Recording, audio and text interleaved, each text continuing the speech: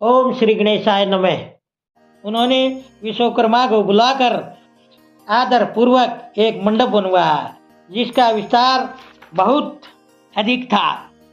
वेदी के कारण वह मंडप बहुत मनोहर जान पड़ता था। देवर से वह मंडप कई योजन विस्तृत था, अनेक शुभ लक्षणों से युक्त तथा अनेक प्रकार के आश्चर्यों से भरा हुआ था।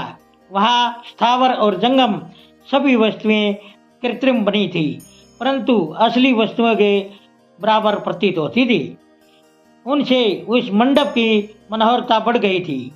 वहाँ सब और ऐसी अद्भुत वस्तुएं थी जो उस मंडप का स्रोत जान पड़ती थी।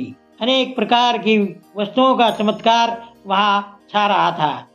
वहाँ की स्थावर वस्तुओं से जंगम और जंगम वस्तुओं से स्थावर हार रहे थे, अर्थात वे एक दूसरे से बढ़कर शोभाशाली और चमत्कार पूर्ण दिखाई देते थे।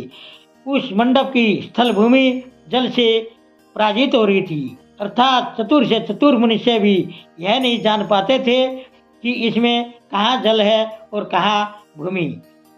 कहीं कृत्रिम सिंह बने थे और कहीं सारसों की पंक्तियां, कहीं बनावटी मोर थे जो अपनी सुंदरता से मन को मोह लेते थे। द्वार पर कृत्रिम महालक्ष्मी खड़ी थी, इनकी रचना अद्भुत थी। वह सभी शुभ लक्षणों से शुभ दिखाई देती थी। उसे देखकर ऐसा जान पड़ता था मानो अक्षर सागर से साक्षात लक्ष्मी ही आ गई हो। उस मंडप में जगह जगह पर सजे सजाए कृत्रिम हाथी खड़े किए गए थे, जो असली हाथियों के बराबर ही प्रतीत होते थे। घुड़सवारों सहित घोड़े और हाथी सवारों सहित हाथी बनाए गए थे। जहाँ तहाँ रथियों सहित रथ बने थे, जो कृत्रिम अश्वों से ही खींचे जाते थे। उन्हें देखकर लोगों को बड़ी हैरानी होती थी। इनके सिवा दूसरे दूसरे कृत्रिम वाहन भी वहाँ खड़े थे। पैदल सिपाहियों की कृत्रिम सेना भी वहाँ मौजूद थी। मुने खुश हृदय वाले विश्वकर्मा ने देवताओं और मुनियों को भी मोह लेने वाले वहाँ ऐसी अद्भुत रचनाएं की थी। मंडप के सबसे बड़े द्वार पर कृत्रिम नंदी खड़ा था, जो शुद्ध स्फटिक मणि के बराबर उज्जवल कांति से सुशोभित होता था। भगवान शिव के वहाँ नंदी की जैसी आकृति है, ठीक वैसा ही वह भी था। उस कृत्रिम नंदी के ऊपर रत्न विभूषित महादिव्य पुष्पक शोभा पाता था, जो पल्लवों तथा श्वेत चामरों से सजाया गया था। उसके वाम भाग में दो कृत्रिम हाथी खड़े थे, जिनका रंग विशुद्ध केसर के समान था। वे 4 दांत वाले बनाए गए थे और 60 वर्ष के पाठों के समान दिखते थे। वे आपस में स्नेह करते से प्रतीत होते थे।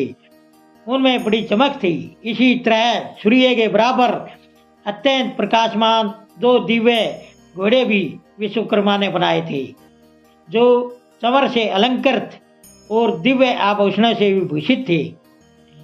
श्रेष्ठ रत्नमय आभूषणों से संपन्न कवचधारी लोकपाल तथा सभी देवता भी वहाँ विश्वकर्मा द्वारा रचे गए थे, जो ठीक उन्हीं लोकपालों और देवताओं से मिलते जुलते थे। इसी तरह भृगु आदि सभी तपोधन ऋषि, उपदेवता और सिद्ध भी उनके द्वारा वहाँ निर्मित हुए थे। गरुड़ आदि सभी पार्षदों से युक्त भगवान विष्णु का कृत्रिम विग्रह भी विश्वकर्मा ने बनाया था, जिसका स्वरूप साक्षात श्री हरि के बराबर ही हैरान करने वाला था। नारद उसी प्रकार पुत्रों, वेदों और सिद्धों से घिरे हुए मुझ ब्रह्माद की भी प्रतिमा वहाँ बनाई गई थी, जो मेरे बराबर ही वैदिक सूक्तों का पाठ कर रही थी। ऐरावत हाथी पर चढ़े हुए देवराज इंद्र भी वहाँ दल बल के साथ खड़े थे। वे भी कृत्रिम ही बनाए गए थे और परिपूर्ण चंद्रमा के बराबर प्रकाशित होते थे। देवर से बहुत कहने से क्या फायदा। हिमाचल से प्रेरित हुए विश्वकर्मा ने वहाँ जल्दी ही सभी देव समाज के कृत्रिम विग्रहों का निर्माण कर लिया था। इस प्रकार उन्होंने दिव्य मंडप की रचना की थी। वह मंडप अनेक आश्चर्यों से युक्त, महान तथा देवताओं को भी मोह लेने वाला था। उसके बाद गिरिराज हिमवान की आज्ञा से परम बुद्धिमान विश्वकर्मा ने देवता आदि के निवास के लिए उनके कृत्रिम लोकों का भी निर्माण किया। उन्हीं लोकों में उन्होंने उन देवताओं के लिए अत्यंत तेजस्वी, अद्भुत और सुख देने वाले बड़े बड़े दिव्य सिंहासनों की रचना की। इसी तरह उन्होंने मुझ स्वयं ब्रह्मा के रहने के लिए अक्षर भर में अद्भुत सत्यलोक की भी रचना कर डाली, जो उत्तम दीप्ति से उद्दीप्त हो रहा था। साथ ही भगवान विष्णु के लिए भी अक्षर भर में दूसरे दिव्य वैकुंठ धाम का निर्माण कर दिया, जो परम उज्जवल तथा अनेक प्रकार के आश्चर्यों से परिपूर्ण था।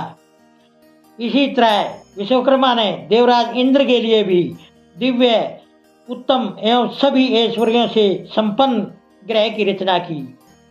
अन्य लोकपालों के लिए भी उन्होंने बड़ी खुशी के साथ बड़े सुंदर, अद्भुत एवं बड़े बड़े भवन बनवाए।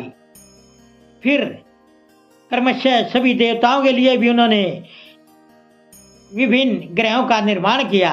परम बुद्धिमान विश्वकर्मा को भगवान शंकर का महान वर प्राप्त था, इसलिए उन्होंने शिव के संतोष के लिए अक्षर भर में इन सब वस्तुओं की रचना कर डाली। उसके बाद उसी तरह भगवान शंकर के लिए भी उन्होंने एक शोभाशाली ग्रह का निर्माण किया, जो शिव के चिन्ह से युक्त तथा शिवलोकवर्ती दिव्य भवन के बराबर ही अनुपम था। श्रेष्ठ देवताओं ने उसकी बड़ी प्रशंसा की। वह परम उज्जवल, महान प्रभा से उद्भासित, उत्तम और अद्भुत था।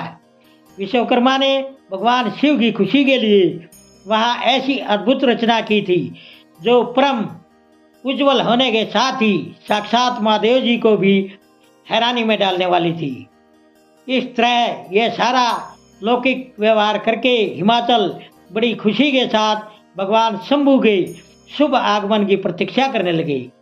देवर्षि, हिमालय का यह सारा आनंद देने वाला वृतांत मैंने तुमसे कह सुनाया, अब और क्या सुनना चाहते हो?